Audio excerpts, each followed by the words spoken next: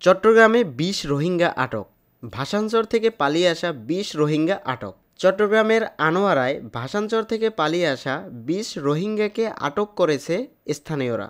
পরে তাদেরকে সেনাবাহিনীর কাছে হস্তান্তর করলে সেনাবাহিনী বুধবার ১ জানুয়ারি সন্ধ্যা ৬টার দিকে থানা পুলিশের হাতে তুলে দেন। উপজেলার রায়পুর ইউনিয়নে পড়ুয়াপাড়া এলাকা থেকে তাদেরকে আটক করা হয়। রোহিঙ্গাদের মধ্যে ৮ জন শিশু, ৬ জন যুবক, বৃদ্ধ ও ৬ জন নারী রয়েছে বলে জানা গেছে।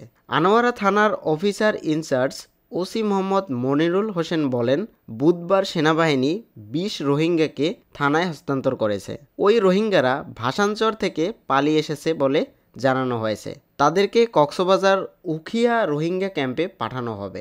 উল্লেখ্য, এর আগে গত ১৯ ডিসেম্বর সকাল ৭টার দিকে ভাসানচর থেকে পালিয়ে আসা ২৫ রোহিঙ্গাকে আনোয়ারা পার্কি সমুদ্র সৈকত এলাকা থেকে আটক করে কোস্টগার্ড। পরে তাদেরকেও কক্সবাজার রোহিঙ্গা ক্যাম্পে পাঠানো হয়।